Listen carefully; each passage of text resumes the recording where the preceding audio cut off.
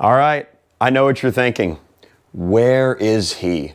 Well, I've got some bad news. He's not here. And as a matter of fact, he's not even in the state. And he's left me with all of this nice camera equipment, this EMF 200, and this optic, which is actually what we're going to be doing the video on today.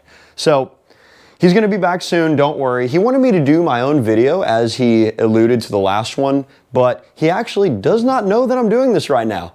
He thought that he was going to be here in the room with me, but I decided I'd take the initiative and let's see what happens. So today, we are going to be doing a review on the VOTATU RMD502.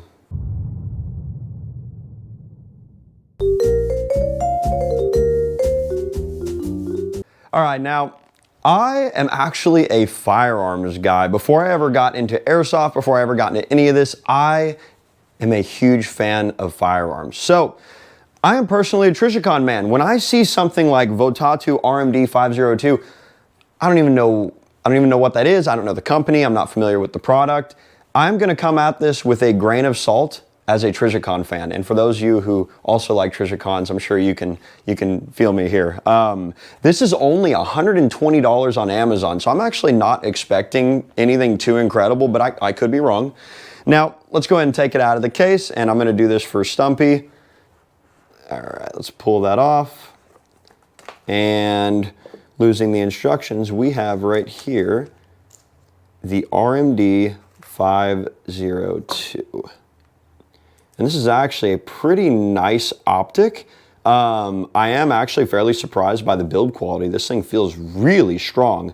So before I get this thing mounted, I want to address something for those of you who maybe have never owned firearms or you've never owned a long gun in general, and that is the mounting position on this rail. You could have it all the way in the front, you could have it all the way in the back, you could have it in the middle. Which one is correct? And I'm about to explain that. So the best way to mount your optic, the best position rather to mount your optic, will be on the very front of your upper receiver before the handguard. Now, some people will do it to where it's just one little pin over, to where it's technically attached to the handguard just on the first piece. The reason why you do this, if you bring it all the way to the back, I want you to just envision you have this optic all the way in the back. Now, when you're holding the launcher in this case, most of your sight picture is taken up by the optic itself, and you get what is called scope locked. And scope lock is when you lose perception of your surroundings because you were so focused in on the optic itself. On the other end of that, at the very front, you actually end up having this narrowing effect whereby now you're focusing so much on the optic itself because you can barely see the dot, or in this case, the crosshair. And now, the big reason why you don't want to mount it too terribly far forward is that now that it is on the handguard, you introduce this extra piece of motion that can occur.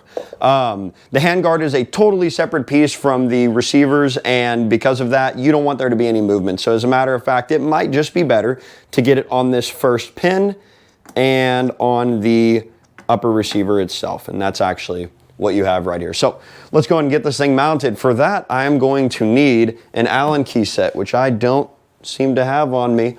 Be right back. Actually, you know what I just realized is that this should come with one. So let's go in here. Let's try to find it. Yep, that's the tool we need. I'm gonna go ahead and pop this out. And this is actually not an Allen. This looks like a Torx, so I'm glad I didn't try to go look for an Allen key set. That would not have gotten me far.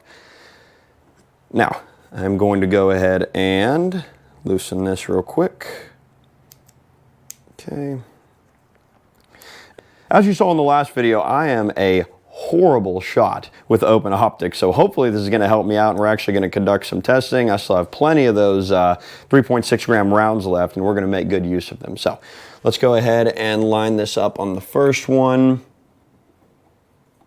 Okay.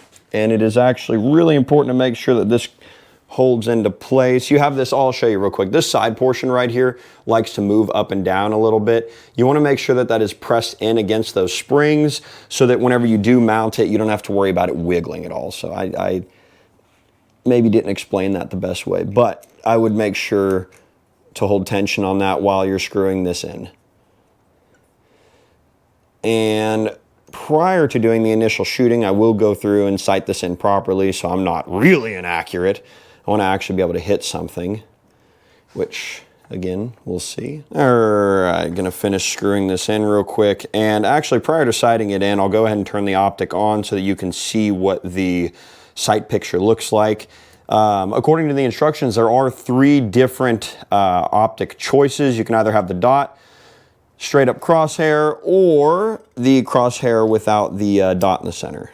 All right, so we have this mounted. Now I'm gonna remove it off of this M4 stand, which by the way, we do 3D print these, so if you want some of these, let them know down in the comments and maybe we'll add them on the website. But this is what our optic looks like on the launcher itself. Let's go ahead and show Stumpy what these 3 different options look like. So we're gonna start off with the dot, and let's see if we can get Stumpy to take a look at this. This is gonna be relatively difficult, so I apologize. And there's our dot. You see the dot right there? I'm going to go ahead and adjust it to go to the next setting. Okay, which right there, that's gonna be our circle without the dot in the middle. Sort of like a crosshair. And if I hold it down again, there we are, we get the dot in the middle with that circle. So I'm gonna go ahead and verify that real quick. Yep, that is what we have. Now, I'm gonna go get this thing sighted in and let's do some shooting tests. All right, now let's try this out. Prior to me shooting, I would actually like to do a quick demonstration of how you're supposed to handle a long gun for those of you who aren't aware, and utilize an optic if you have an optic on it. So second nature would have you believe that you want to close one eye so that you're focusing in on that other eye to hit the target, but that is actually incorrect because you lose all of your peripheral vision. You're not able to see any of your surroundings, and it puts you at a vast disadvantage. So make sure to keep your eyes open. That's number 1. Obviously, number 2, finger up the trigger. That's obvious, right? But I usually recommend, and this is just like a personal thing, I usually recommend when you shoulder it, you want to keep, I'm a magwell holder, so you want to stay right in front of that magwell, tighten up into it, and lean in. So we're gonna see if that works.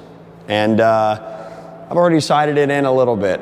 Now let's see if I can actually hit this thing, because Lord knows I was not able to before. So, okay, safety off. Let's do this. That's pretty good. I got the first one.